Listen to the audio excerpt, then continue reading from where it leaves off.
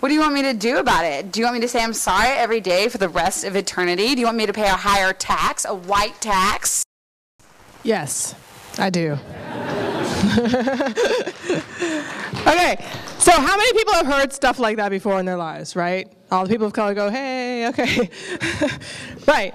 And usually when I give this talk, usually I give a talk about racism and how we can fix racism, and then I ask people, and how many people have said shit like that? And they're like, I'm like, you're lying. Like everybody, like all the people can hear it, but nobody says it, right? So that's the world I live in, where everybody says, oh yeah, people are like that, but not me.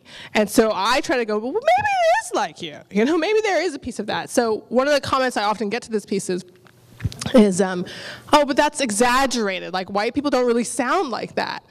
And my response is, are you sure? So here's the title of my talk, Creative Rethinking, Make Your History Now. What does that even mean? You know, I was thinking about this title, like, I don't know what that means. Like, and we were talking about this in the car, like the Jan term theme is so interesting and intriguing, it could be anything. So I thought, well, what does that mean for me? I look at history, I grew up in a world where history was so skewed, you know, where, you know, if we were taught during the month of February, we get taught Black history, which is something like, okay, you guys were slaves, and then there was Abe Lincoln, and then there was Martin Luther King, and then there was Michael Jordan, and now there's Barack Obama. Like, that's pretty much the way history gets thrown at me.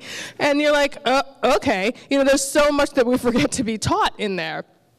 And so I think when I think about making our histories or new histories, or when I think about new histories, your theme, I thought about, well, new histories to me is kind of a contradiction in terms, right? Because it's new and it's history.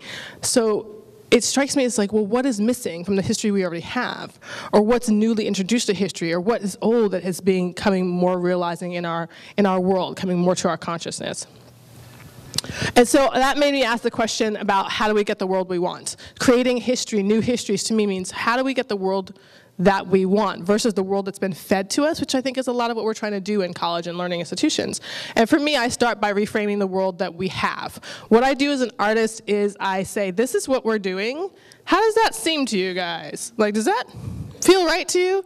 And then we get to have a dialogue. So if there's something that I want to come out of my work, it's a chance for people to talk to each other. So when you leave here, I hope that you end up having a conversation with somebody about what I said or what it made you think or feel. This is pretty much what I do. Like when people say, well, what do you do as an artist? I'm like, I just mess with people. Does anybody have that old Utah Phillips, Ani DeFranco album, the first one with the train on it? Yeah, you do. Reed has it. Yeah. In it, Utah Phillips says this thing, like he's telling one of his stories, and he's like, you have to mess with people. And that really struck me, because our minds are very linear. We just think in this one little pattern. And if we start to think outside of the box, we kind of fall apart. Does that make sense? So I like that moment where we start to fall apart, and I like to induce that in people's thinking. So messing with people and having us think about how we do things is what's interesting to me. So I'm hoping tonight to kind of inspire you by showing you some of the different ways that I have chosen to mess with people as an artist, that you might find your own ways of messing with people, and by that, make and create your own new histories.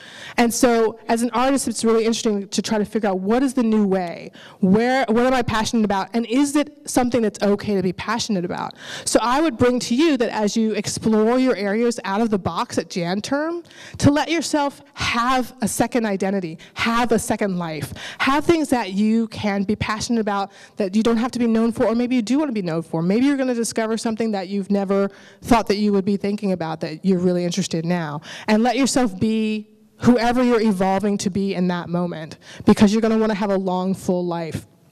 And so keep it diverse, keep it opened up, and that's what Jan Term brings to you. So thank you for letting me come and play with you, and if you have questions, we can do Q&A now.